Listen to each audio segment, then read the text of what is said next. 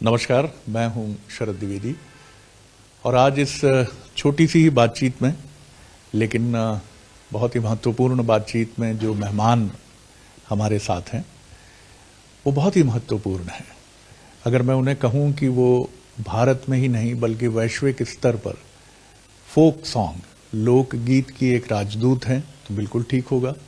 परंपरा की रिसर्चर हैं वो, क्योंकि फोक क्या है, ये गाना बहुत अच्छी बात है, बिल्कुल ठीक है, लेकिन उस परंपरा का अर्थ क्या है, उस परंपरा में आप डूब तभी सकते हैं जब आप उसको समझेंगे।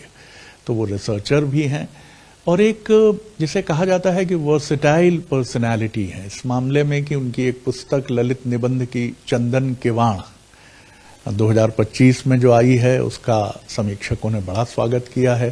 स्कॉलर हैं वो बहुत महत्वपूर्ण रिसर्च से जुड़े पदों पर रही हैं और ये भी महत्वपूर्ण बात है कि इन तमाम चीज़ों के साथ आगे बढ़ते हुए जिस तरह से उन्होंने सोन चिरैया के माध्यम से उन अनजाने अनचीन्हे लोक गायकों को मंच देने की कोशिश की है, वो उनके भीतर की लोक गायिका जो अद्भुत है वो तो है ही, लेकिन परंपरा से उनका जुड़ाव कितना गहरा है, क्या कहूं उनके लिए। पद्मश्री मालिनी अवस्थी जी से मुलाकात करिए। कैसी हैं आप? नमस्कार, धन्यवाद। आपने तो पूरा विस्तृत परिचय पूरा दे दिया, वो पक्ष भी जो बहुत से लोग नहीं जानते हैं या जानते भी है तो जिक्र नहीं करते, तो आभार आपको। बहुत बहुत धन्यवाद, ये मेरे लिए हमारे लिए बड़ी बात है। सबसे पहले तो मैं याद करूंगा आपकी जो बनारस घराने की पद्म विभूषण गिरदा देवी जी रहीं, जहां से आपने संगीत की परंपरा, तो वो मुझे लगता है संस्कार बड़े गहरे रहे होंगे। क्या क्या उनकी ऐसी कोई देन है जो आपको आज भी याद आती है, आज भी खनकती है मन में? सबसे पहले तो आपके सभी सुनने वालों को भी बहुत सादर प्रणाम। और आपने कार्यक्रम का शुभारंभ भी गुरु से किया है। असल में हम लोग बड़े भाग्यवान ये रहे इस मामले में कि हम लोग गुरु शिष्य परंपरा के अनुरूप सीखे, और ये उस मायने में अलग है जहां पर प्रतिदिन 1 घंटे का क्लास होती है, ट्यूशन होता है, उसमें भी कोई हर्ज नहीं, क्योंकि सीखना ज्यादा जरूरी, कैसे भी सीखें। बहुत सारे लोगों के यहाँ घरों में मुश्किलात हैं, कैसे गुरु तक पहुंचे। और गुरु शिष्य परंपरा से हर गुरु सिखा भी नहीं सकता, क्योंकि उसके लिए शिष्यों के लिए भी उतना ही समर्पित होना पड़ता है। हमारा सौभाग्य रहा कि बनारस घराने में अप्पा जी से हमने गुरु गिरजा देवी जी से 20 साल, उनकी अंतिम सांस तक हम लोग जुड़े रहे। जहां उनके संग रहना, जब वो कलकत्ता में थी तो कलकत्ता में, और बनारस में तो बनारस में। ऐसी जो शिक्षा होती है उसमें सिर्फ संगीत नहीं सीखते, आप पूरी जीवन शैली, संगीत के पीछे का जो मंतव्य है, कलाकार क्यों बनता है, कला कैसे मनुष्य को और आध्यात्मिकता की ओर जोड़ती है। कलाकार बिना उदार हुए अच्छा कलाकार नहीं बन सकता। ये सारी चीजें उनसे इतनी सीखी। उदारता मैं इसलिए कह रही हूं कि आजकल जरा सा कोई किसी का गाना ले ले, उस पे लोग विवाद करते हैं। आज हम लोग कॉपीराइट वाले जमाने में कि एक आपने कहीं दिया तो वहां पे स्ट्राइक आ गई, और वहां पर गुरु अपनी विद्या को बड़ी उदारता से शिष्यों को देता है। पहले का जमाना अलग था, बहुत मेहनत करके परिश्रम और साधना से शिष्य लेते थे। आज सीखते अगले दिन मंच पे गा भी देते हैं, उसको रिकॉर्ड कर देते हैं। लेकिन हमारी गुरु ने कभी भी हम लोग को एक चीज कही कि भाई कुछ गाना है, रिकॉर्ड करना है तो पहले ठीक हो, परफेक्शन है तो फिर तुम्हें इजाजत है, गाओ, रिकॉर्ड करो।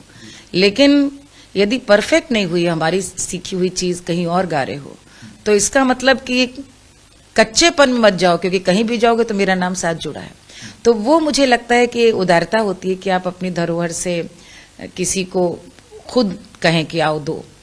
आजकल तो YouTube, गूगल बाबा सबके गुरु हैं, तो एक आप कह सकते हैं कि अपनी गुरु से मैंने पूरा बनारसी शैली, बनारसी रहन सहन, बनारसी हाव भाव और बनारसी जीवन दर्शन जो सिखाता है कि हर क्षण को छक करके जियो और कभी न भूलो कि महादेव की नगरी है, यानी कि काल के हवाले हो, इसलिए प्रतिदिन को अंतिम दिन की तरह जियो। तो ये बहुत कुछ सीखा उनसे। तो मैं आपको अगर ये भी कहूं कि आप परंपरा की एक रिसर्चर हैं तो गलत नहीं होगा, क्योंकि जिस तरह आप अभी आपका एक कार्यक्रम मुझे ध्यान आता है कि बनारस के घाट से अवध के आंगन तक, जी जी, और ये अद्भुत संकल्पना है ये कि आखिर उत्तर प्रदेश जो एक सांस्कृतिक सघनता के लिए तो पहचाना जाता है पूरी दुनिया में, वहां हम ये तो समझें कि बनारस के घाट क्या है जैसा अभी आपने कहा, और अवध का आंगन क्या है। तो ये बात कहां से मन में आई कि आप ना सिर्फ लोक गाती हैं लोकगीत, बल्कि ये बताती हैं कि ये परंपरा, ये जड़ें, ये रूटिंग, आज हम विश्व गुरु की बात तो कर रहे हैं, लेकिन जड़ नहीं समझेंगे तो कैसे आगे बढ़ेंगे। कोई भी भवन हमारे तो देखने वाले अपना घर बनवाते होंगे, चाहे 1 कमरे का घर हो, 4 कमरे का घर हो, वो 2 तल्ला है, 3 तल्ला है, यानी जितना स्टोरी है उतना ही नीचे नींव गहरी होती। पहली चीज तो कितने दिन नींव पे ही काम होता है, तब घर बनता है। तो यही जीवन है, यही कला भी है कि नींव पे काम होगा तब आगे बढ़ेंगे। तो कला में भी यही है कि जब तक आप ठोस धरातल पे जानकारी भी ले, अपने सुनने वालों को भी उसकी जानकारी दे, तब फिर गाना बजाना। क्योंकि मेरे लिए गाना बजाना कभी मनोरंजन की चीज नहीं रही कि जैसे एक स्टेज परफॉर्मेंस तो होगा, परफॉर्मिंग आर्ट है तो अभिव्यक्त तो करना है, लेकिन उस अभिव्यक्ति के संग संग कला के संग कुछ संदेश दे सकूं, लोगों को कुछ क्षण के लिए जोड़ सकूं, महत्व बता सकूं भारतीयता का, अपने उस जीवन शैली का जिसे दुर्भाग्य से हम पीछे छोड़ आए हैं।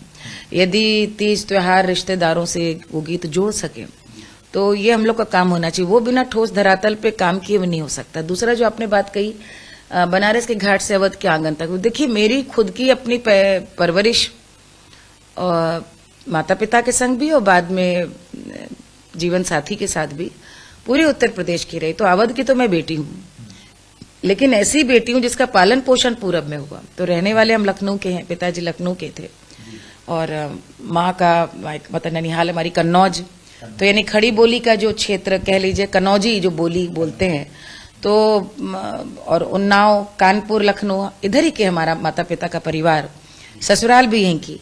लेकिन प्रारब्ध ऐसा रहा कि मैं मिर्जापुर और गोरखपुर यहाँ तक आते आते तो मुझे लगता है 18-17 साल जीवन के जहाँ आपके बीत गए, वो आप फिर उसका एक्सटेंशन भर जीवन में हो। तो पूरब का मैं पूरा, और फिर प्रारब्ध से गुरु भी मिली तो भी बनारस की, तो मिर्जापुर और बनारस और अयोध्या भी रहना हुआ, आजमगढ़ रहना हुआ, जौनपुर रही हूँ, प्रयाग रही हूँ, और फिर काशी की गुरु। तो बनारस पूरी तरह से कह लीजिए कि बस गया, रच बस गया।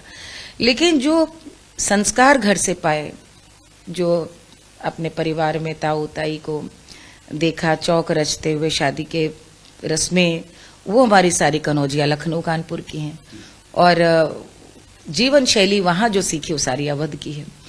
और साथ साथ यहाँ पर चूंकि सीखना हुआ, रहना हुआ, तो अवध एक अलग तरह की शाइस्तगी है अवध में। जितना बनारस बेलौस है, बेधड़क है, अवध उतना ही एक उसमें एक ठहरा हुआ एक बड़ी लावण्य भरी संजीदगी, मैं कैसे बताऊं, लावण्य है, ऐसी लावण्य है जिसको कि नवाबों ने देखा, जिसको वाजिद अली शाह खुसरो और कालिका बिंदादीन घराने ने समृद्ध किया, लेकिन उसकी बुनियाद वो अवध में है, यानी प्रभु राम के पूरे जीवन में है। तो लावण्य है, लेकिन मर्यादा, जो मर्यादा पुरुषोत्तम राम है, वो मर्यादा। तभी आप देखिए लखनऊ में कोई भी आप बात भी करे कुछ हो, तो आप यहाँ कभी कुछ श्रृंखलता नहीं पा सकते।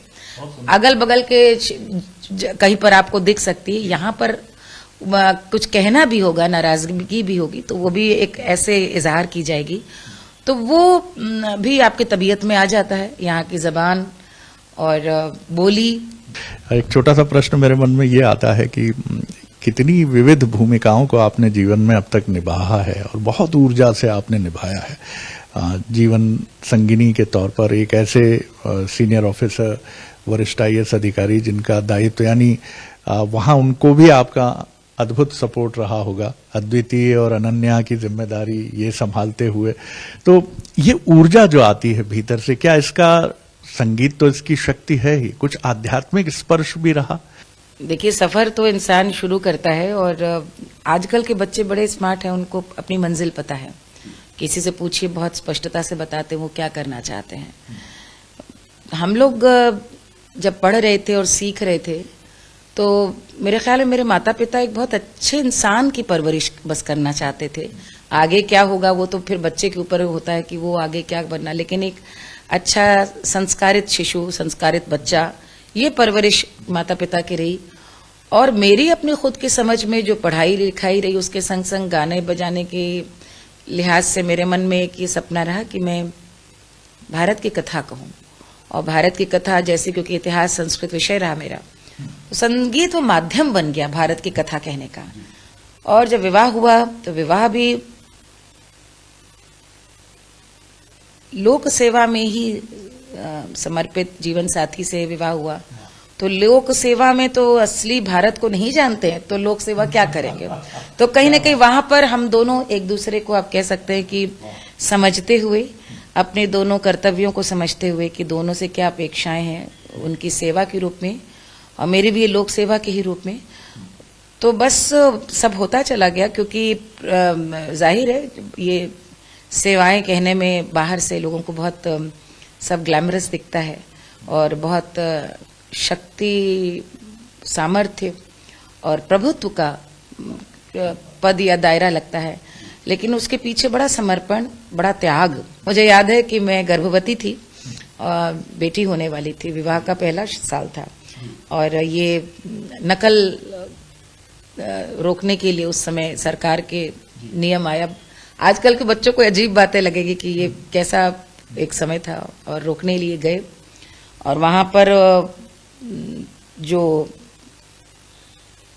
जहां परीक्षा चल रही थी, जहां का इनपुट आया था कि यहाँ पर, उस समय तो बड़ा उस तरह का था, ठेका लेकर के ही डिग्री देने का बड़ा कमाल का अलग ही वो वक्त था। तो ये लोग छापा मारने के लिए गए, और साथ में बस एक अर्दली, एक उसके भी हाथ में ना कुछ एसडीएम थे, तो एक बस सिर्फ एक लाठी।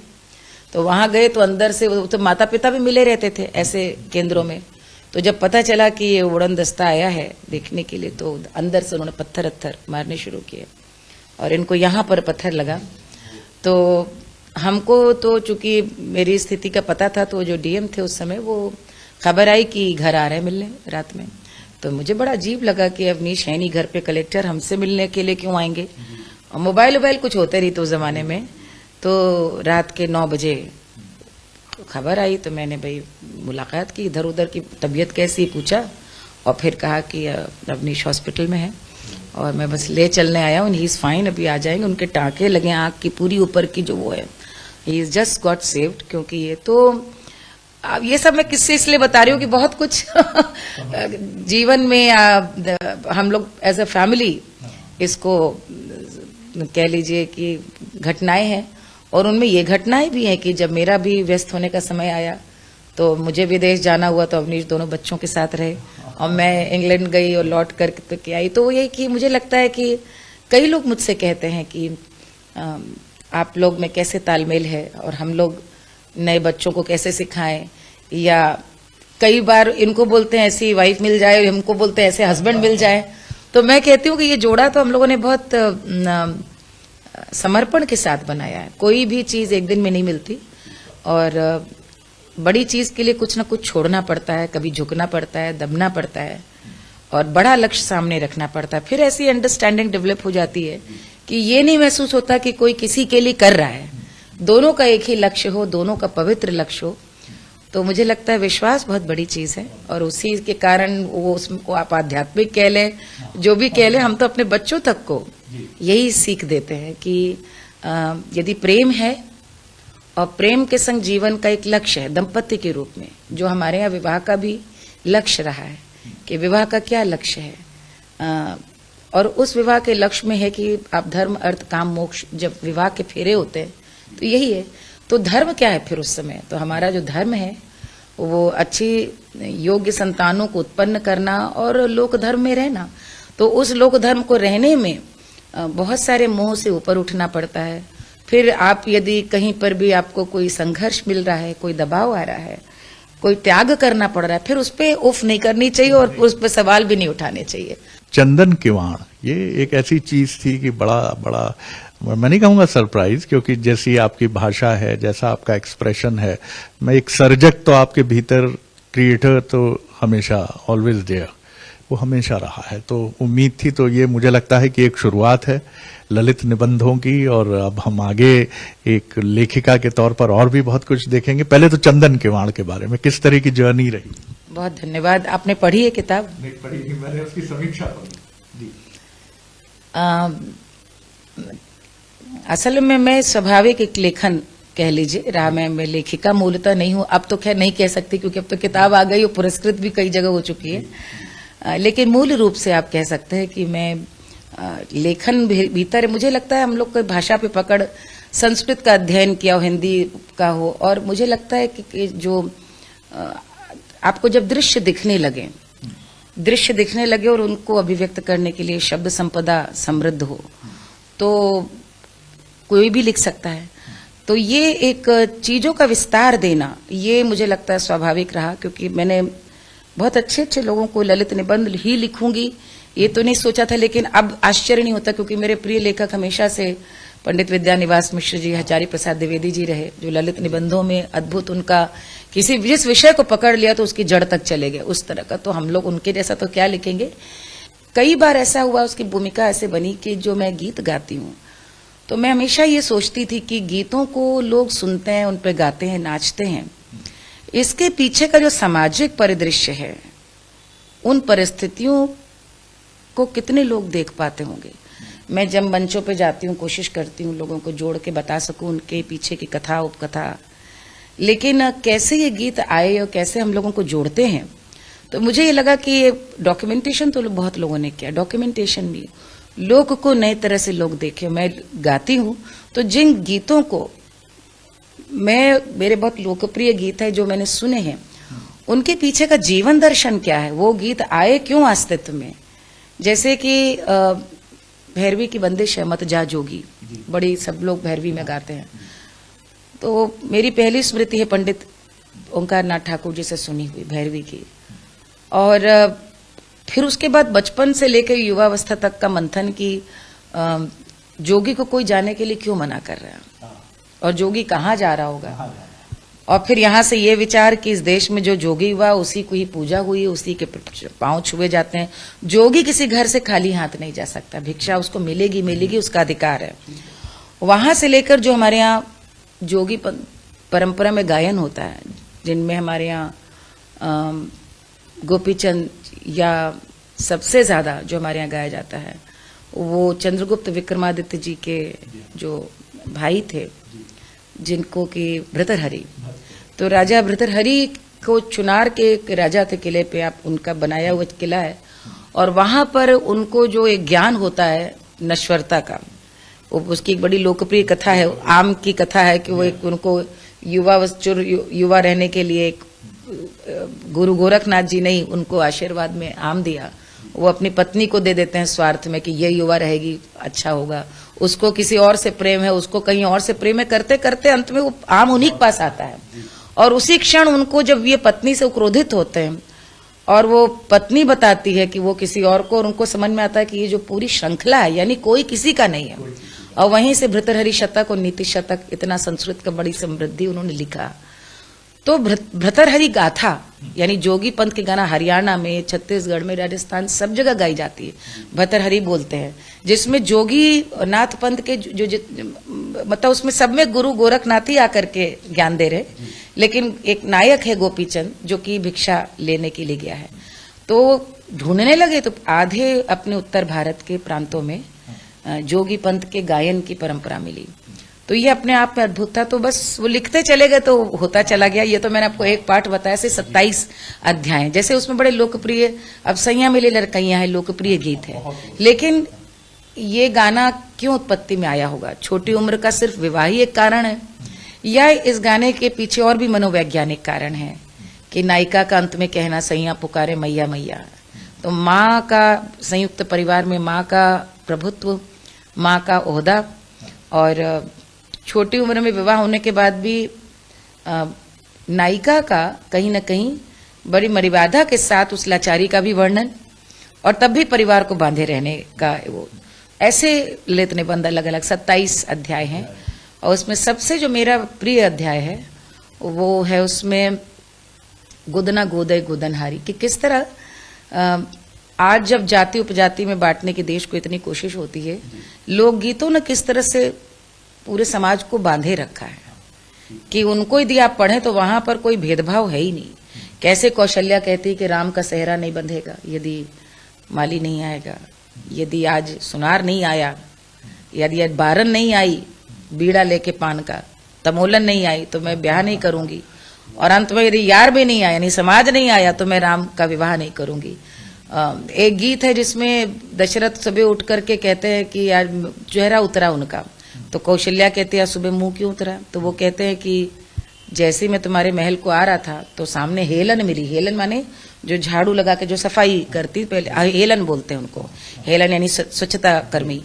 तो हेलन ने उनको देख कर कहा राम राम, कैसे निसंतान का चेहरा देख लिया, दिन जाने कैसा कटेगा। तो इतने बड़ प्रतापी दशरथ हैं और रघुवंशी दशरथ आकर कौशल्या से ये रोना रोते हैं कि बताओ मेरी आज ये स्थिति है कि हेलन तक ने मेरा तिरस्कार कर दिया। यानी एक तो ऐसा समाज जहां पर हेलन को अधिकार था कि वो राजा को कुछ बोल सके, और राजा फिर दुखी होकर के रानी से कह रहे, तो कहती है कि बहुत अच्छा किया ताना दिया, मैं तो कहती हूँ संतान उत्पन्न करो। यानी सोहर उसकी उत्पत्ति यहां से हो रही है कि वो राजा को कहने का अधिकार दे रही। तो ये इस प्रकार की भी ललित निबंध उसमें मैं सबको अपने उसमें मैंने अपने बहुत सारे अनुभव भी डाले हैं अलग अलग। एक जगह अवनीश डीएम थे, उस समय एक अधिकारी थे और भोजन पे आए, और वो कमाल का बड़ा वो एक द्रवित करने वाला है, और उनकी पत्नी ने भोजन नहीं किया। वर्ल्ड बैंक की टीम आई थी, बाहर के लोग आए थे, फिरंग सब और ऑफिसर्स थे। तो जो एडीएम ने तो खा लिया भोजन किया, पत्नी ने नहीं किया। मेरे बहुत कहने पे, क्योंकि स्त्री में खाली हम दोनों थे, उसने नहीं खाया, मुझे लगा तबीयत खराब हो गई है, जो भी बात हो। अगले दिन 12 बजे देखा कि एडीएम साहब हमसे मिलने आए घर, तो बड़ा अजीब लगा क्योंकि हमसे क्यों मिलने आएंगे एडीएम साहब, लेकिन मैंने कहा बुलाओ अंदर, क्या बात है। वो बोले मैं कल के व्यवहार के लिए पत्नी के लिए क्षमा मांगता हूँ। तो मैंने कहा अरे कैसी बात करे, कोई बात नहीं, उसकी तबीयत ठीक नहीं होगी। तो बोले नहीं, असल में कभी हम लोगों को अपने यहाँ बुला करके एक साथ अपने ही बर्तन पे इस तरह से खिलाया नहीं गया कभी। तो हमारे भीतर तो शहर आ गया है, सेवा में आ गए हम, लेकिन पत्नी के भीतर से गांव नहीं गया अभी। तो उसको ये बात मैं बता रही हूँ 95 की, इससे पहले कि लोग सोचे कि ऐसा कब था, तो ऐसा था। ये 1995 जून की बात है। तो आप इतिहास यदि देखेंगे उत्तर प्रदेश का तो आप समझ जाएंगे कौन सा दौर था, कब का दौर था। तो मैंने उनसे कहा कि ठीक है, वो चले गए। तो मैं सोचती रही मैं क्या करूं, और मैंने गाड़ी निकलवाई और मैं सीधे उसके घर गई उनके, और मैंने कुसुम से कहा, हमने कहा इतनी भूख लगी है कि मुझे तुम बस खिलाओ। उसकी रसोई पहुंच गई, क्या कर रही क्या कर रही क्या कर रही। मैंने कहा बस आज मुझे बहुत। तो मैंने उसके यहाँ से कटोरदान से रोटी निकाली और मैं वहां पे बैठ के मैंने ये किस्से अपने जीवन के इसलिए लिखे कि ऐसा समाज रहा है, और हम लोग क्या गीतों ने जोड़ा है ये आज हम लोगों ने पता नहीं। ये यदि संगीत समाज को जोड़ता है, कलाकार का भी दायित्व होना चाहिए। तो हम लोग ये सब देखा है, उसको जितना समरसता लाने में जोड़ सके, गीत, कथाएं, व्यवहार, तीनों, तो वो करना चाहिए। अंतिम सवाल कर रहा हूं, बिटिया और बेटे अद्वितीय, अनन्या, संगीत का ये स्पर्श पहुंचा है? स्वाभाविक है, पहुंचा है, स्वाभाविक है। बेटी तो बहुत अच्छा गाती है, बहुत अच्छा कंठ है, बहुत टैलेंटेड है, और मैं तो उसके बहुत, तभी उसने आकाशवाणी से भी यहाँ पे ऑडिशन दिया है, ग्रेडेड आर्टिस्ट हुई है, और यदा कदा गाती भी रहती है।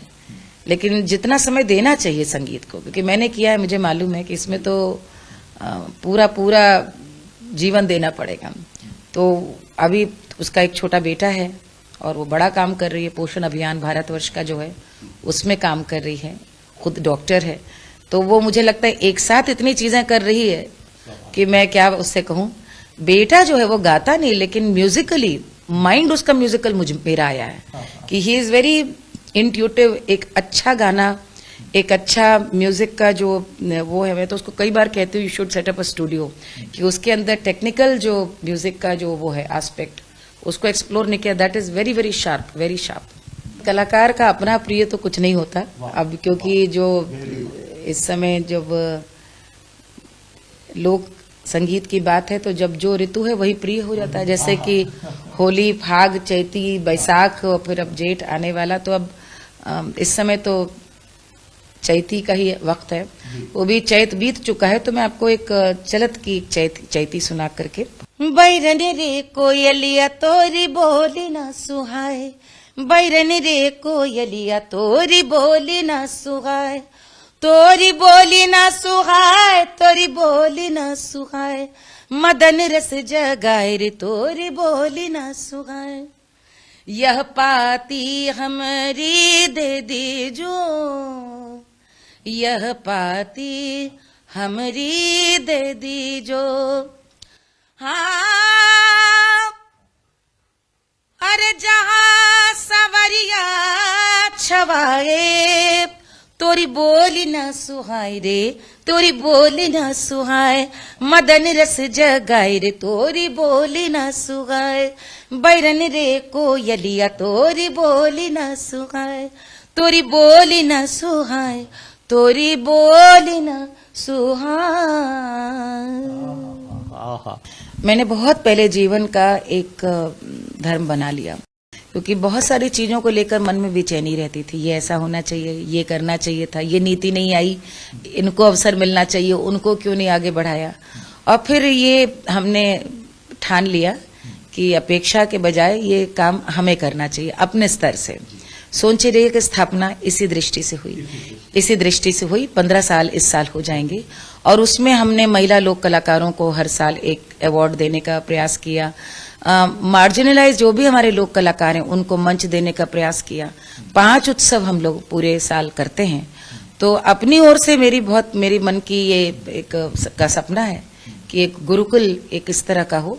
और गुरुकुल माने दरअसल आजकल लोग गलत समझते हैं। गुरुकुल मतलब लोग समझते हैं बहुत बड़ा भवन जिसमें 50 कमरे हों। गुरु का घर ही गुरुकुल है। तो गुरु का घर तो पहले एक कमरे में भी होता था।